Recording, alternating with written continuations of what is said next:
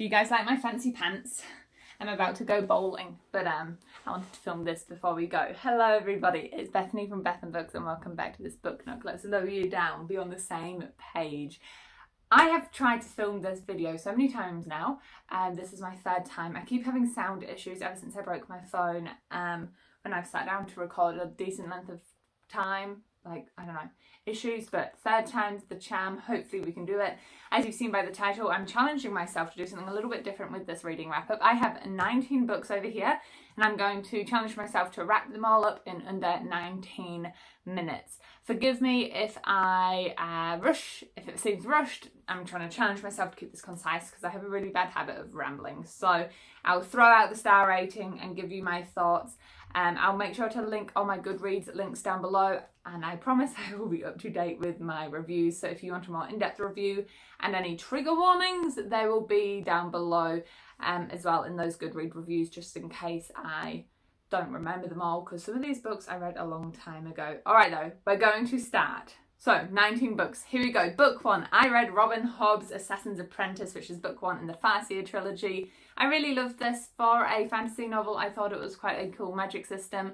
Things I was familiar with, concepts I was familiar with. For example, our main character can talk to animals, much like Jon Snow can walk with his direwolf, and so can the rest of that family, actually, now that I think about it, in Game of Thrones. So that's a thing. I do think that the writing style was understandably a bit heavy at times. I know that's something people have critiqued, and so whilst I would recommend this if you're someone wanting to get into high fantasy because the magic system isn't too complex, be totally aware that its writing style might be a bit heavy. So a little bit of a trade-off there, I guess, if you're trying to get into high fantasy. Am I going to continue with this series? Absolutely. In fact, I already have book two waiting for me just up in that shelf above. All right, book two that I've read for this wrap-up was sent to me, thank you very much, to HarperCollins New Zealand. This is The End of Men by Christina Sweeney Baird. Oh, I forgot to say, I gave that one 5 stars, and I've given this one 5 stars as well. Absolutely loved this one. Picked this one up when we were in our second lockdown here in New Zealand, and I was really in the mood for kind of torturing myself with reading a book about essentially COVID-19. Christina started writing this before the pandemic really hit, I believed, and finished writing it during the pandemic. So the pandemic is hugely prolific in here. It's all about this world where basically, let's just call it COVID-19, the virus hits but it only kills men, and not just a few men, like 95% I think of the population of men get wiped out, quite a high percentage. So it's about what happened with women and the predominant gender, and I think it was done really well. We have multiple perspectives, the pace keeps you going. I understand some of the perspectives from other people's reviews felt a bit unneeded, but I personally liked it because I thought it just gave a broader scope of what people were going through and had some really interesting discussions about the right and wrong and morally grey areas. Next book I read was Actual Age Eve Brown, another 5 stars. This wrap up is off to a really good start. This is the third book in the Brown Sisters series, and I have to say this trilogy has bumped up to one of my favourite series of all time. So often when I read series, it starts off good and then tapers and then either peaks at the very end or like gets even worse. This series is consistently a 5 stars for me every single time. If you want a really nice romantic, and by nice I mean like intense, very spicy romance series, then definitely consider picking this one up by Talia. I don't know where I got Maria from. Talia Hibbert. It's really good and the representation is brilliant. The third book in particular, our 2 main characters are both autistic, and it's watching them develop their relationship whilst being in a really cute and cozy, I was going to say Airbnb, bed and breakfast. There we go. Totally loved this book, and I'm slowly collecting the series myself for my own collection because I read these as library books. Then we get to the first little bit of a one, which was 4 Dead Queens. I gave this one 3 stars. I just felt like the whole book was full of cliches, and the only reason I gave it like a solid halfway percentage is because I was still fascinated enough to keep reading, and I loved the premise. Our four queens, we know that they die, but we don't know exactly what causes their death, and so the perspective kind of swaps and changes between the present tense and like future / past. It's kind of like reminiscing through memories on what's going to happen in the future. So that premise was fantastic, and I loved the map in this book, but it just, like I say, was full of cliches. Absolutely hated the romance, guys. It was absolute trash. I really despise quick burn romances when they don't feel legitimate. Made no sense to me, and I despise that love story arc. But still, I read it all. It was decently entertaining, so 3 stars. Next up, I read a poetry collection, and this is thanks to NetGalley and the author Electra Flowers, by the way, killer name. And yeah, the Tarot Cycle is its title. I absolutely love tarot. I've been talking more and more about it over on my vlog videos and opening more about my spiritualist journey. And so I picked this up because I was just intrigued, and I love the setup of this book. Every poem is based on one of the major arcana, so I love that kind of structure. If you know me, I kind of love that idea of checking off lists. But the thing is, I find it really hard to rate poetry collections, same with anthologies actually, because I might like 1 or 2 quite a bit, but then there's always 1 or 2 I really don't like, and 1 or 2 that I just feel a bit mediocre about. So overall, I gave this one 3 stars. I then carried on with the Witcher series, and I completed book 2, which is The Time of Contempt. It is up here in my book thingy, so I did read my own copy, but it is so hard to get the books out of there, so we can just have a picture instead. I gave this one 3 stars. I feel like my rating might be a bit harsh on this one, to be honest, but I'm just going to stick to my guns and leave it as it was. I preferred it a lot more compared to the first book in the series, but I still love the 2 prequels that go before the series a lot more. I think it's just something to do with the pace and the lack of political jargon and explanatory notes. If you pick up this book or this series, highly recommend finding yourself a map on Google, because there's a lot of traveling happening, and especially as a visual reader who likes to imagine where people are going, I was so lost until I pulled up a map. After that, I finally finished Eat, Pray, Love by Elizabeth Gilbert, and I gave this one 4 stars.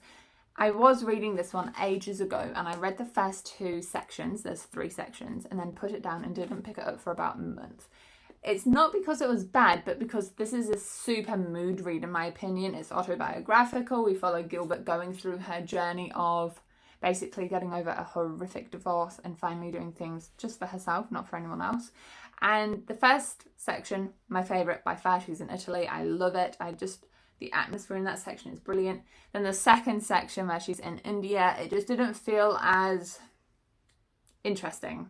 Not because it was in India, but because of what she was going through, and I don't know how to explain it. I just wasn't as interested. In the first section, I was highlighting and annotating my little heart out from the very get-go, trying to find you a good example. You can see there I highlighted a quote that says, "The love that moves the sun and the other stars," which I thought was so romantic. And then yeah, the middle one was a bit yeah, and then I liked the last section. So I felt 4 stars overall, but definitely a mood read. I then finally picked up Treasure Island, which I'm so happy I did. I've been wanting to know about Long John Silver for the longest time, and now I do. I'm not gonna lie, guys, it was a bit disappointing. Like, I totally thought Long John Silver was more of a badass and had more of a role. I get that he's the main antagonist, but he wasn't very exciting. But I'm really happy I read this, really stoked I got around to it, because now I do know the story, and I feel like a little jigsaw piece of the puzzle has slotted into place when it comes to my knowledge of classic books. I then very excitedly went on to read She Who Became the Sun, and we're getting back into the high star territory. I gave this one 4 stars on Goodreads, but I'm thinking about bumping it to 5 because I keep thinking about it, but I'll stick to my guns. I absolutely love the Mulan trope. I say this every time I say the Mulan trope. I don't know if that's what it's called. It's just what I call when someone who identifies as a female has to dress up as a traditional male in order to be accepted in society. And our main character, Zhu, has to do that literally in order to survive. She joins a monastery as a young boy monk, and I just thought it was really interesting, especially because there are elements of this book based on true figures of Chinese history. And again, it has a map, which just made the journey of Zhu that much more interesting. There is one scene in here which is quite spicy. I wasn't expecting it, so that definitely raises the spice level. But by the way, and it was a queer relationship, which, you know, cool to see the representation. I just wasn't expecting it. Hit me out the blue a little bit. But still, romance in here made sense. And yeah, but definitely recommend, especially if you're interested in historical novels and want to try something outside of the World War II genre, which personally I have a lot of, so it was nice stepping into something else. From there, I'm slowly climbing out of a reading slump to put things into context, and I think in September I only read like 3 books. So October I was really trying to climb out of it. So I went to my good old favourite J.D. Robb In Death series, and I read book 4, Rapture in Death. 5 stars, loved it, cover to cover read. To give you the download, each book surrounds our main character Dallas, who is a female lieutenant who is a homicide investigator, and basically she goes and solves all these really gruesome things. So massive triggers for just gore all the time and everywhere, and violence all the time and everywhere. But she has this partner who is her husband, and the romance between them is just really, I don't know, I just love their relationship. Like, it's a true relationship. It seems so realistic to me. And interestingly, it's a little bit in the future, so it's kind of like a fantasy, a science fiction murder mystery, but it's literally only maybe 5 years in the future. So yeah, I don't know, it's just a series I really get lost in. Then I continued with the idea of getting lost in my favourite series and continued with the Invisible Library. Oh, I need some water. Invisible Library series by Genevieve Cogman, and read book 3 and book 4. Okay, The Burning City is book 3 and book 4 is The Lost Plot. Both of them 5 stars. I love this series so much. Book 2 fell a bit flat for me just because my favourite part about this series is the friendship and banter between our 2 main characters. And in book 2, one of our characters basically gets kidnapped, so they're not together, bantering for the majority of the novel. So seeing them in 3 and 4 and all their romantic tension because they're platonic friends, but like kind of have feelings for each other, and seeing all of that play out whilst collecting very rare books for their library, which sits in the middle of worlds, and whilst also having to defeat the librarian gone bad. I just love it. So slowly climbing out of my reading slump at this point, I decided to pick up another arc sent to me from HarperCollins, thank you very much, which is Karen Slaughter's False Witness, her latest release. Now, I hadn't read Karen Slaughter before, hence why I picked this one up, and I did really enjoy it. I gave this one 4 stars. It's about 2 sisters who in their youth have to break the law in order to survive a horrible situation.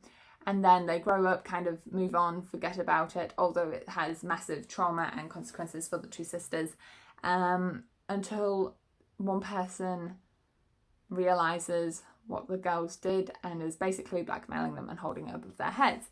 I loved the sister bond in here and how untraditional it was. Massive triggers for one sister being a drug addict to the point where it really decimates her life, like it's quite explicit, and so it's a really tenuous friendship, sisterhood relationship at times, which was interesting to read about. The thing that really peeves me off, like it's normally a pet peeve, but for this book it's quite a big thing, is that this really deals with rape, intense descriptions of rape.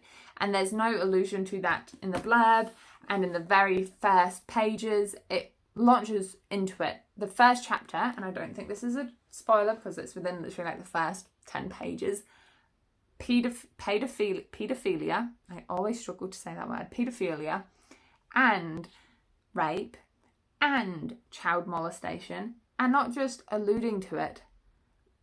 These decently vivid descriptions, and then further in the book, rape scenes are described in quite a bit of detail. So I really think books like that need a trigger warning, because all I could think about when I hit those scenes was, one, how horrible it was. And I'm not knocking the book for the scenes. It was relevant to the story. But if I had been a rape victim, if a rape victim was reading this, I can only imagine how detrimental and triggering that could potentially be to one's mental health. So it's not just a HarperCollins thing. This goes out to like all publishers. Put trigger warnings in your novels, please. All right, moving on down the list, we have Pet Sematary. Oh, we're looking okay for time. We have Pet Sematary. I did this as a buddy read with Chloe, a friend over on Instagram. Absolutely loved this. 4 stars. I think, checking, 3.5 stars. Yeah, 3.5 stars. I found this book to be my favourite writing style of King's. From the very beginning we launched into it. It's definitely the most spooky one that I've read. But the reason that I'm holding back from giving it anything higher than 3.5 stars is that the middle really dragged on for me. It's quite predictable. You can tell what's going to happen.